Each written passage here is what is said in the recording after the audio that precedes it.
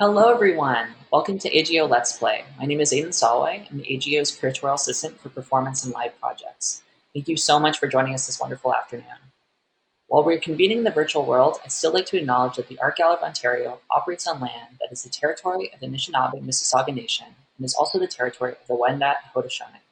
The Dish with One Spoon Wampum Belt Covenant is an agreement between the Haudenosaunee Confederacy and the Anishinaabe Three Fires Confederacy to peaceably share and care for the resources around the Great Lakes. AGO Let's Play is an exciting series of new programs investigating the intersection of art history, game arts, and design. Join us each week as we play and talk through a different game. We'll explore how games shape the domain of culture, adopt art historical traditions, and inspire new forms of community engagement. For the last program in the current series, AGO Let's Play Picture This, I'm so pleased to introduce you to our incredible guest by way of Hamilton, Ontario, Meagan Byrne. Hi, Meagan.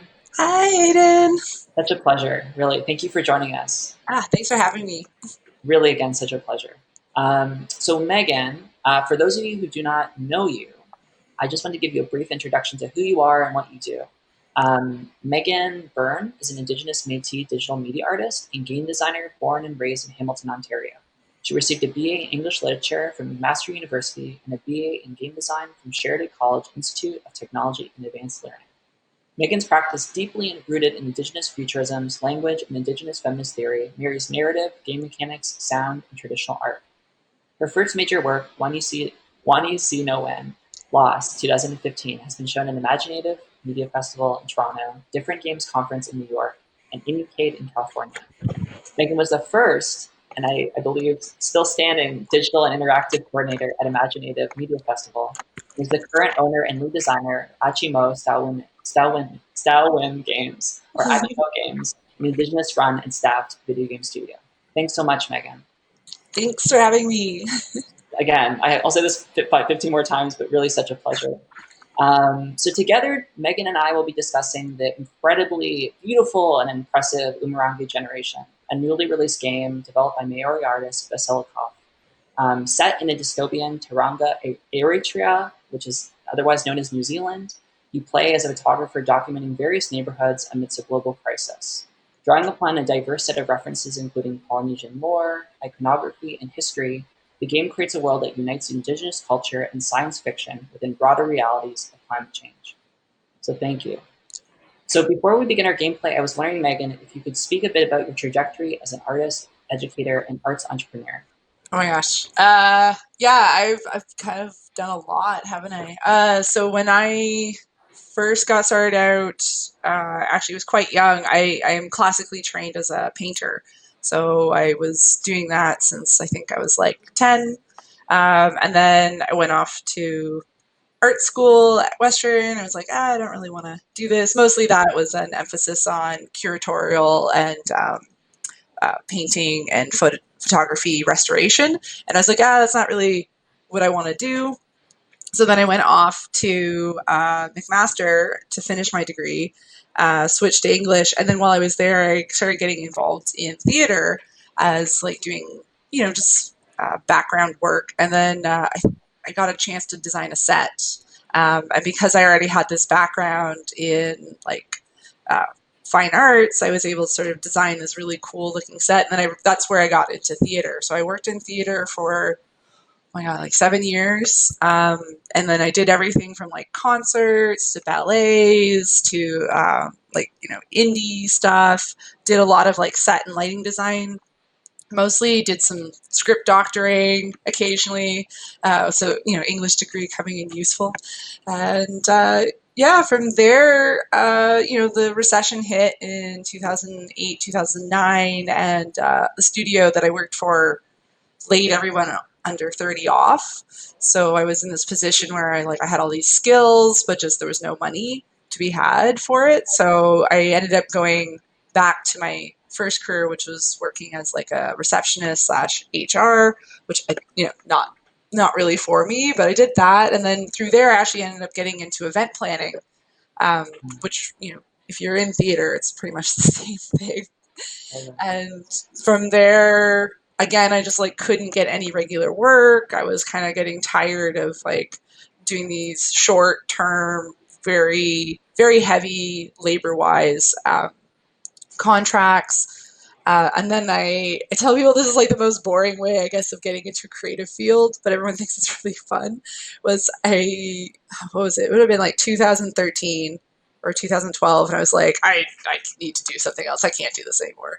And they had just come out with the economic forecast, the Canadian economic forecast. So I read it, and then video games and software design was like right at the top, and I was like, oh, I can do that, I guess. And I ended up going off to Sheridan and just like really connecting with video games. And I guess it is because I have this background in art and art history and literature and design that I was able to sort of like jump right into making games. And I've always wanted, like, I've always been a storyteller.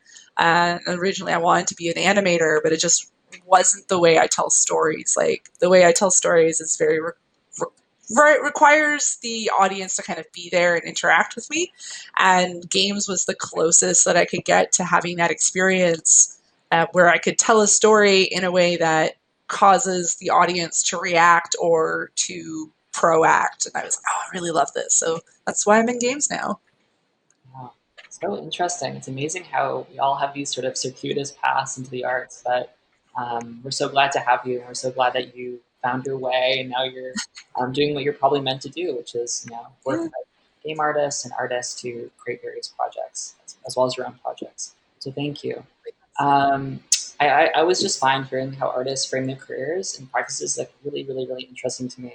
I did want to ask you though, when you approached me, or I approached you to do this program with me, you had put forward Umarangi Generation as a potential game in focus. What do you think drew you to this game? And maybe the follow-up question would be, how did you first become aware of it? Oh yeah, so like I actually first got drawn to this game before I even knew that the creator was indigenous. I follow a tag on Instagram, which is like cyberpunk, and they had a couple of screenshots show up in that stream, and I was like, oh my god, this is gorgeous. And then one of the shots had, actually, I think I can even show you, it was like one of these images in the first level, and I was like, oh, I recognize that. That's Maōri. And I was like reached out because I do know, like, this is true of like any place that has an indigenous population, that you're going to get people who are not indigenous using that iconography because it's around them and they think it's cool, and it is cool, it's beautiful. So I just reached out and I was like, hey, I really like your thing. Are you Maori? And Vasilov was like, yeah. And I was like, oh my god. So I was like, do you want to join my club? Because we have a group of indigenous game devs. It's actually, that's what it's called, the indigenous game devs, and it's a collection of digital and non-digital indigenous game makers. And so yeah, I reached out to him and I was like, hey, like, oh my god, that's so cool. And it's really funny because when we first sort of met, it was like right as he was finishing, and he was kind of having a lot of trouble getting people to like pay attention. And he was like doing everything right, but it was just like hadn't really found that niche. And then yeah, it was like really, it's just really cool to kind of see how all the labor that he put into this game kind of just exploded at the end there, with everyone starting to finally pay attention to it. And it was really cool to just like see the progress. And also it was really interesting how, kind of went from not really being paid attention to in game circles to we bringing him into our kind of like little club, and then everybody being like, oh my god, dude, you're so cool, like this is so helpful, and like introducing him to like other indigenous Maori creators, like, because we actually have quite a few. That's a pretty strong group, the New Zealand, Australia, Aboriginal and Indigenous game creators. It's like even smaller than North America, and North America one's pretty small. So it was really neat, because that is the thing I have noticed, is that there are a lot of Maori creators that are making beautiful games and really cool digital projects, but they don't meet each other and they don't see each other. Just because there isn't that sort of like, I guess, communication that's happening, because and it was the same thing with North America. Like, I'm finding every day new indigenous game creators that like I never knew about, and they didn't know about me, and they didn't know about the indigenous game devs. So it's really easy to kind of like even be in the same neighborhood as somebody and not know that, you know, you guys have this connection. So that's one of the things that I thought was really cool about this game, was that it was sort of this linchpin of this new connection for this Maori creator. And then also the entire point of the game is sort of like exploring a world where you can't really interact with people, like you can't really have conversations. You can kind of just only observe. And I was like, oh my God, it's just, and also it's just beautiful. Hugely. Yeah, hugely. Thank you. It's amazing that you guys had this connection, and I'm so glad you were able to share this game with us. I did just want to go to the gameplay now Yeah. and see what we're going to be looking at today. So, Megan, can you walk us through what we're seeing today? And can you maybe describe the world that this game has been set in? So this game has been set in, and I'm going to massacre this word, Tauranga, like future. So it's essentially indigenous futurisms, like Maori futurisms. And it's kind of dystopic. You know, it's this place that is, it feels actually very similar to, oh, what was it called? That movie about the apartheid aliens, where you're kind of in this space that you have this group, these outsiders come in, UN, and sort of like take over to fix whatever's going on. And then you're just kind of navigating it as an indigenous person living in this world. And so in a lot of ways, it's got a lot of parallels to like being an indigenous person in New Zealand currently, where it's like, you know, you're a giant part of the population, but you're sort of restricted and controlled by essentially outsiders. Mm-hmm. So was a movie that you're referring to? Was that District 9? Yes, that was it. Thank you Right. for. Yeah, super interesting. It's amazing how sort of colonial violence continues to exist even within these imagined worlds. Those dynamics continue to play out. Um, so fascinating. It's also fascinating because I was reading about this game and going through forums and going through Twitter, and the game has fetched the description as a quote first-person photographer game among its fans and critics. A play on the popular genre description, obviously first-person shooter.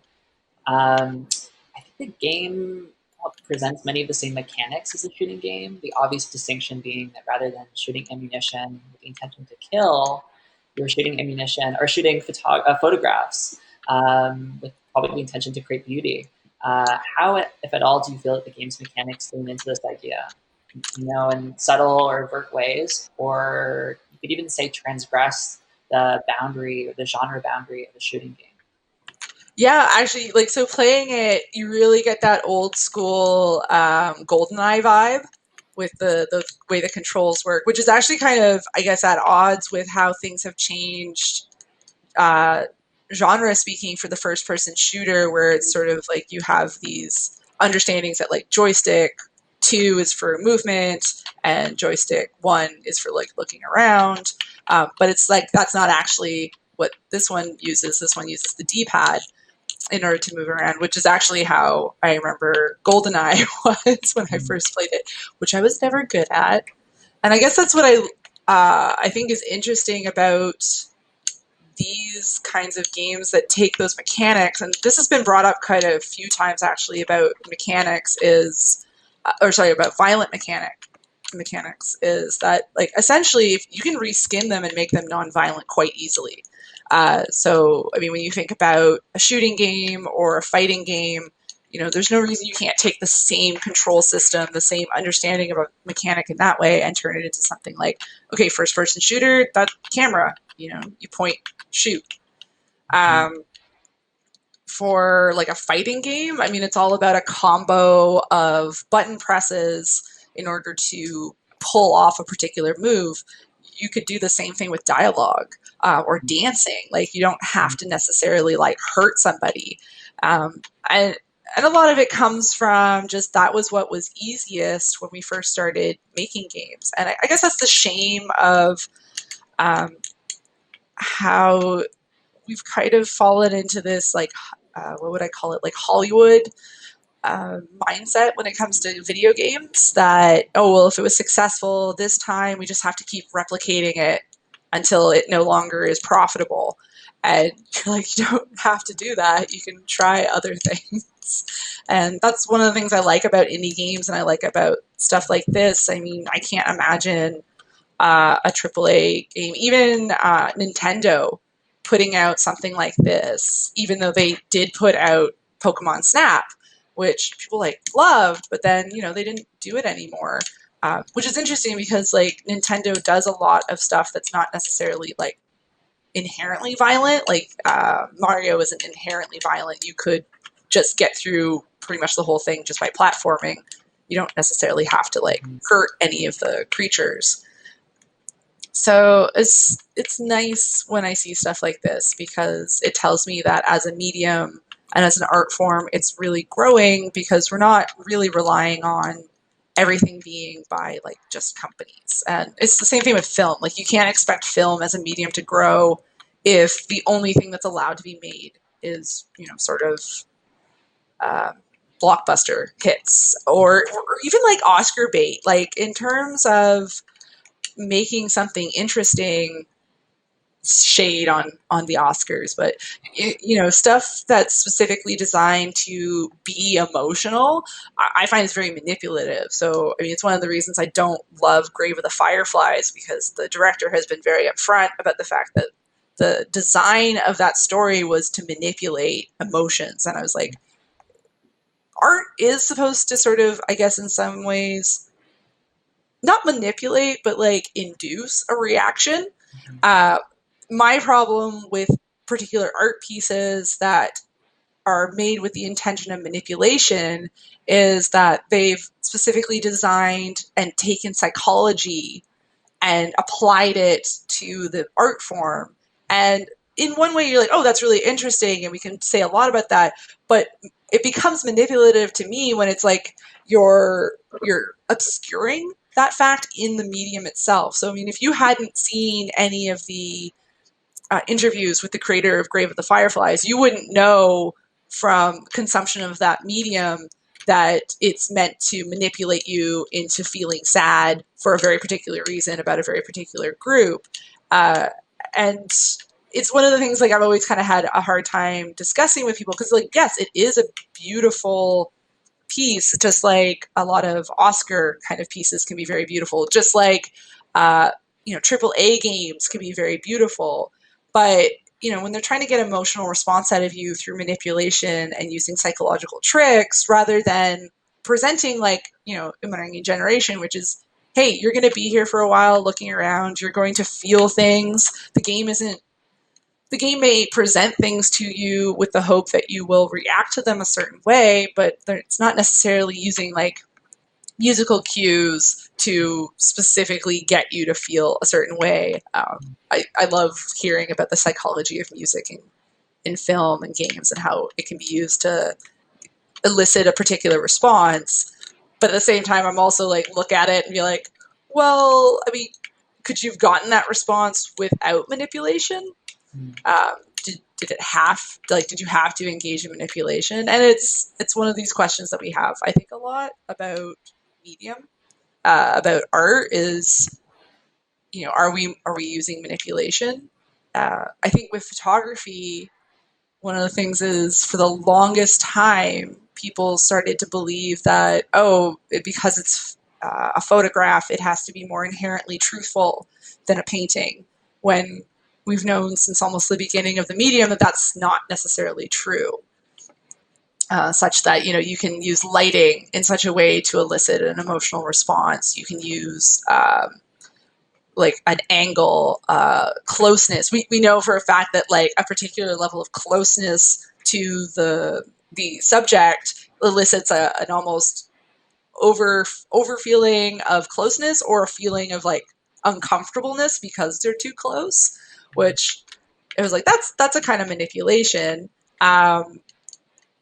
And at the same time, it's like it's not, because it's only using, I suppose, like one way of interacting with you. So it's not hitting you from all these sides. Like photography in a way can manipulate what you're seeing, but it can't like necessarily manipulate. It can't elicit the kind of emotional response that you get through film or sound. I don't know where I'm going with this. I had a thought and I lost it. I'm totally following. I think this is like a really great segue to talk about what photography is and how it operates. I think that the really fascinating part about photography is that we live in this huge, like great big world, right? And our experience of this world is panoramic. So for many of us sighted folks, vision is subject to, I would say, almost no limits or very few limits besides the physical limits of the body. So one of the qualities that is, I would say, is sort of essential or most interesting about photography, with photographic process more broadly, is that it compels us to narrow our focus. It's a tool of circumscription as much as it is a tool of artistic possibility. So you're presenting a very narrow interpretation of an emotion or an experience, but in a way that really creates a very I'm trying to find the right word here, a very maybe unique and very specific sort of type of experience. And I think this applies, at least in my view, to the way that photography operates within the world of Umarangi Generation, as you identify, where you live in this sort of, you're occupying this sort of huge world that has been designed before you, and you have to sort of narrow your focus through this very tiny little viewfinder, and the game mechanics are such that that's the sort of way that the game is played and performed, and there isn't really a win and lose system, but it's sort of won that way. And the reason why I sort of ask this of you, or sort of think through this with you, is because you had mentioned in our pre-interview that games are like a stage in 360 degrees. And I think what you meant by that is like games are a stage in the round.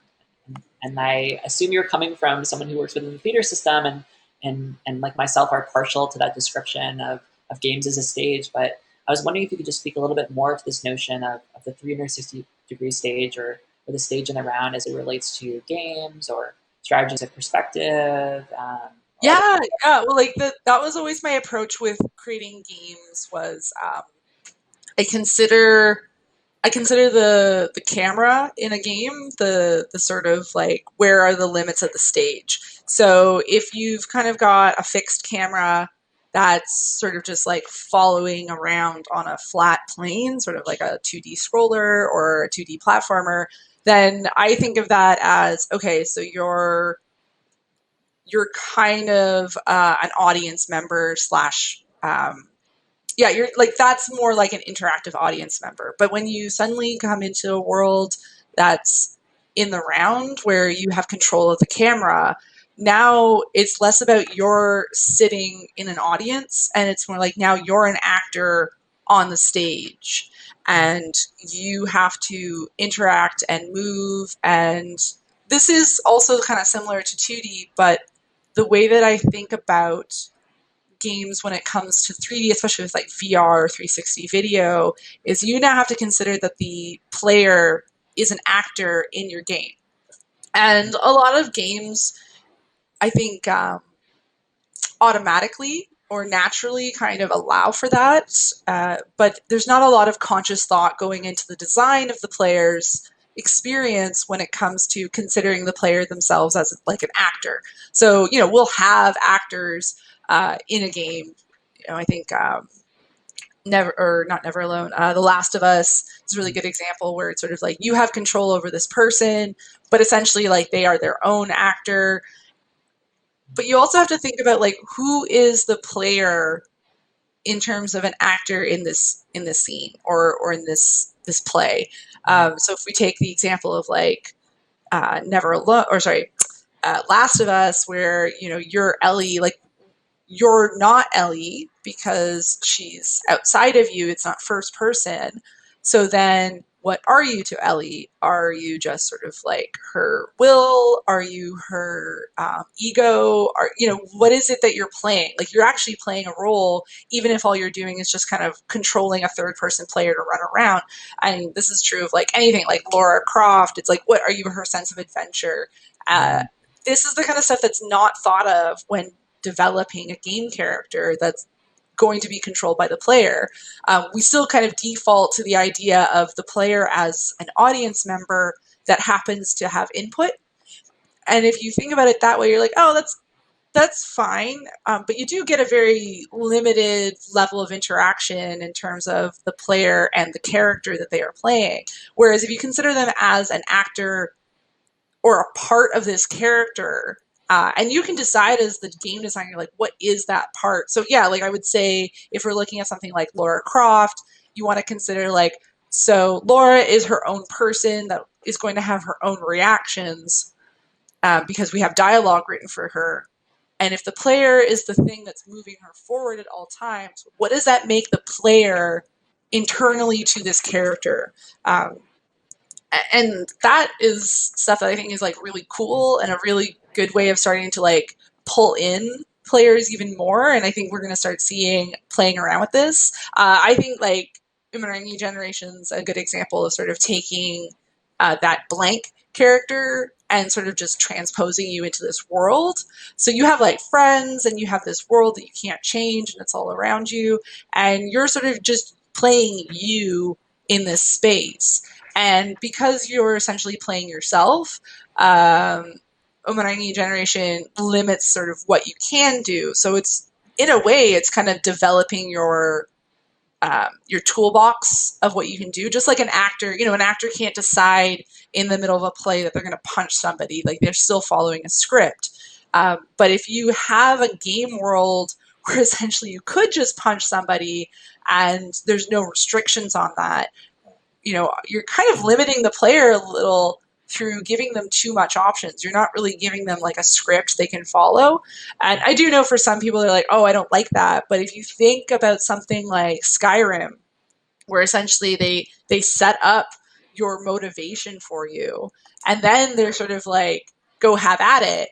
But they've designed it in such a way that you're allowed to just go have at it. Like if you want to be that dude who kills a man for 100 rolls of cheese, they're like, yeah, you're crazy. You can do what you want. So that I thought was like that's interesting. Playing with the sort of the limitations of a player, I think, also offer their, I guess, not not the opposite of limits, but when you have like a script you can follow, I just feel like you're more engaged as a player, even though it might not feel that way. I think for a lot of people, and I think this has a lot to do with marketing of games, this idea of freedom, of absolute freedom, especially if you're coming from a North American audience where, you probably don't have a lot of personal freedom, especially because a lot of people are so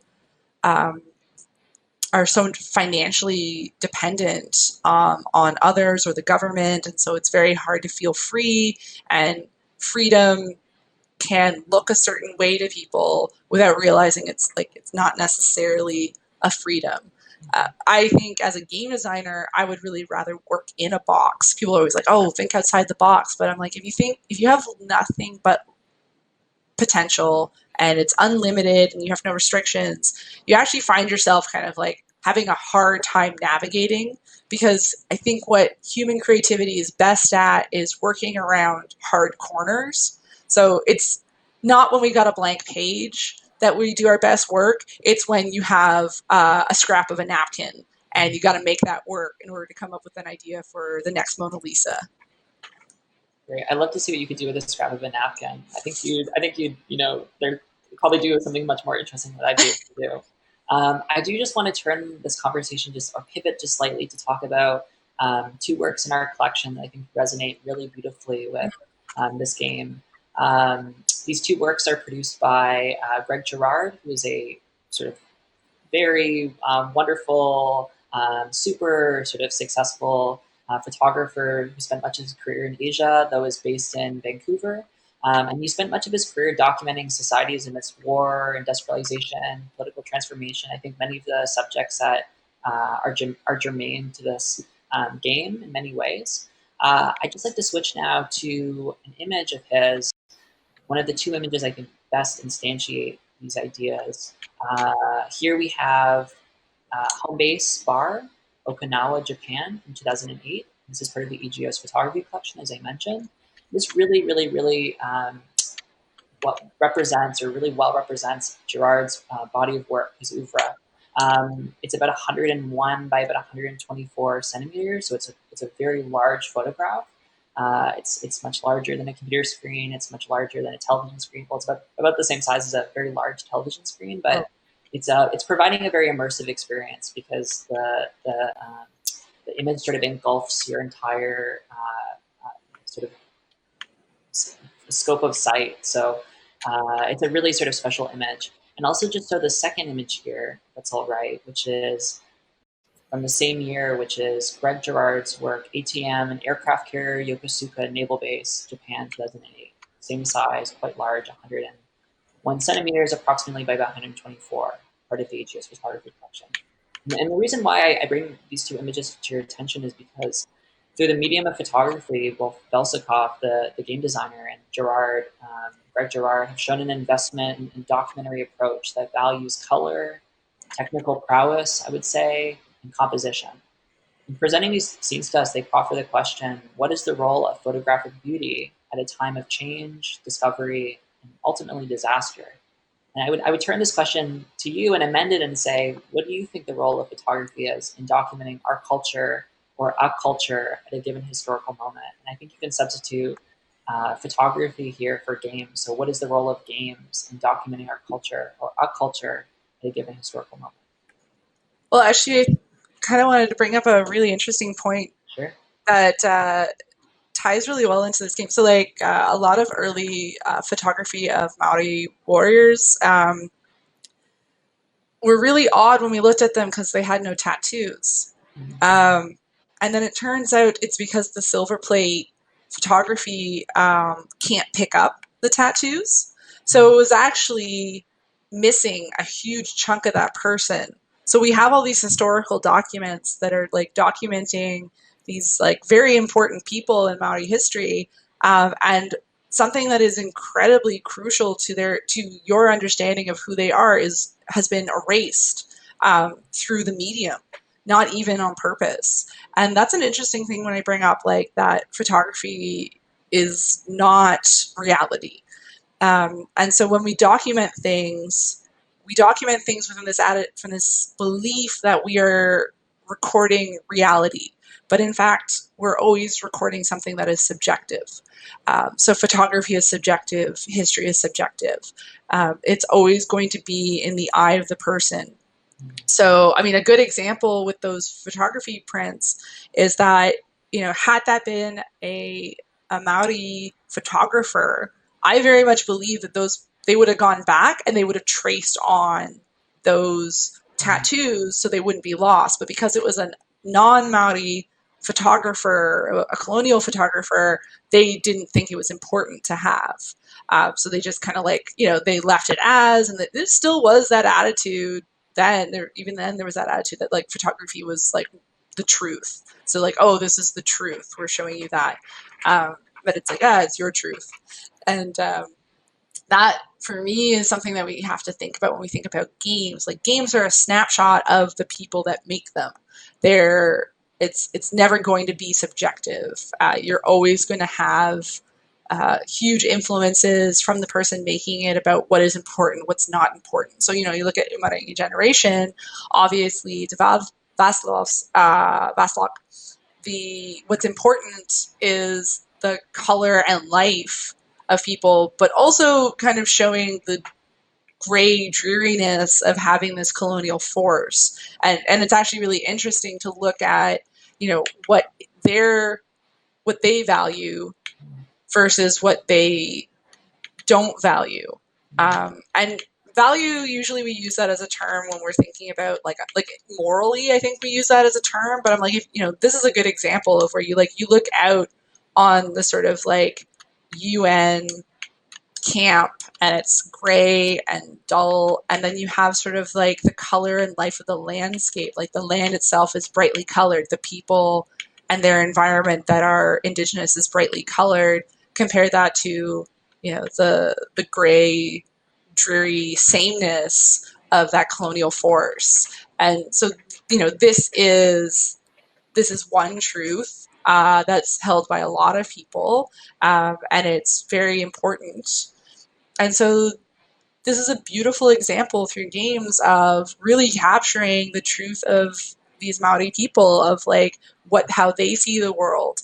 And actually, it was really interesting because totally aside, but tangential. I was just watching a video essay by H Bomber Guy on Ruby, and he brought up a point that he almost got it for me, which was he was pointing out that this particular show had created a world that basically showed what race wars look like to the dominant class. That oh, well, if they had just been more polite, if they were doing it the right way. And he was like, oh, this is just stupid. I was like, no, this is literally how these writers view these interactions. And so, in a way, when I say that, like, film and photography and games even are not reality, they are a very strong truth about the people that make them.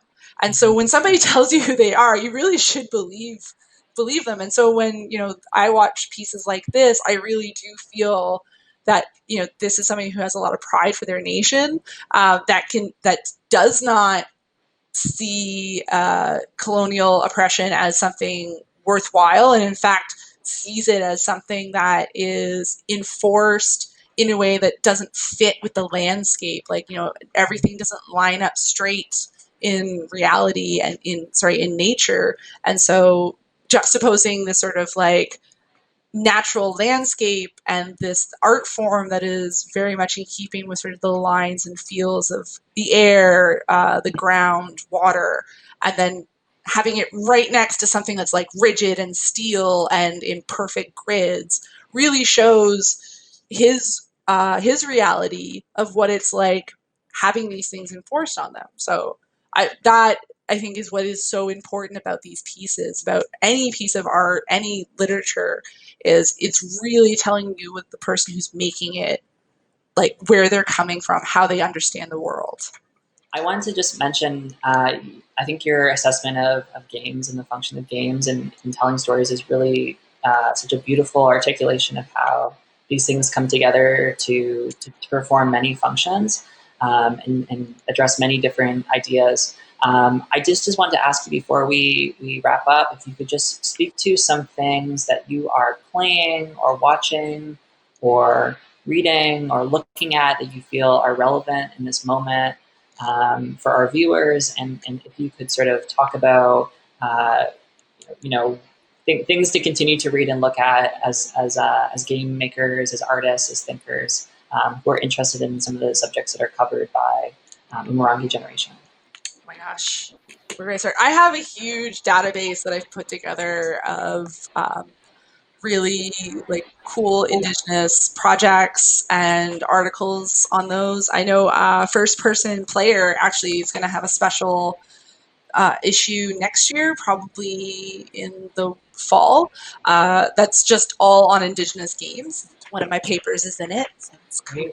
Yeah, so you can check that out. Oh man, other stuff that I'm like reading. I'm always really, I mean, this is more technical, but I'm always like reading stuff on like how to improve my design capabilities. What would you be looking for in terms of stuff to read? Yeah, I think any of that stuff. I think that resources that people should be aware of. I think things you're working on that things you're reading about that relate to things you're working on. Any number of things. Yeah. Okay. So I guess I can share that resource with you, and then you can share it with your audience if you'd like. Yes, I need to find somebody who knows how to make databases so it's searchable. But other than that, like right now, I'm working on my own game through my studio, Achimastawan Games, called Hill Agency, which is like a mystery detective cyber noir set in an indigenous sovereign future. It's like 700 years in the future. And the idea was like to explore the idea of like what would a sovereign nation look on the cusp of freedom from colonialization. And so that's the whole sort of like basis, and you get to solve mysteries, and there's like a 200-year-old conspiracy that you get to uncover and solve. So that's the thing I'm working on, and a lot of stuff that I'm reading about that was just like, what is noir, and not just how it's shot, but also like why it was shot that way. The whole basis of noir is very much wrapped in the survival of soldiers and German immigrants to America from World War II. And so it's very heavily kind of, it's almost like it's a conversation about PTSD. So no one's really written on that sort of to that level, but that's sort of what I've been reading up on, and I feel like it fits very well with talking about Indigenous issues, even in a future setting. Then, other than that, I'm learning how to do VR stuff, which has been interesting. That's definitely going back to that idea of like thinking of your your player as a character. Is like now you have to even consider that if you're gonna, especially if you're gonna control the camera, at some point in a VR, that like that's basically like you taking someone's face and like shoving it around. So you have to be careful. Really thinking about people. I always think about people when I think about my creations, my artwork, because if they're not, if they don't feel comfortable, and I do want them to feel comfortable, like that's on me. If they're not understanding what they need to do, that's on me. Very much like taking sort of like a user centric view of creating pieces. And yeah, I did find once I started thinking of them as actors, all of a sudden that just made everything easier, because now I'm like, oh well, I need to design my set around that and what they can and can't see. So yeah, that's what I've been up to. Great, so fascinating. Thank you. And we'll be sure to share those resources in the chat for those of us who are tuning in for the stream. Thank you. I just want to say again, Meagan, major thank you for taking time to talk with us today. You possess a wealth of knowledge that has really enriched my thinking throughout this entire conversation we've had about this game and then the many sort of interests that you have. So thank you again, really. Thank you for having me. This was so much fun. Oh, really my pleasure. And you can find Meagan on Twitter, I believe, at Byrne Meagan, and that's at sign BYRNE_MEAGAN.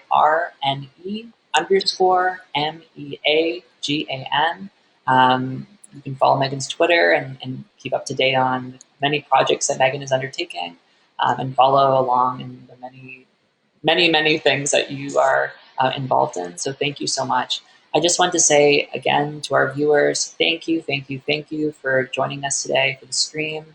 The AGO has many other programs, including lectures, workshops, skill shares, among other activities on our website and on our Instagram that are posted daily. As always, I look forward to seeing you at our next stream. Thank you so much. Take care. Bye, everyone.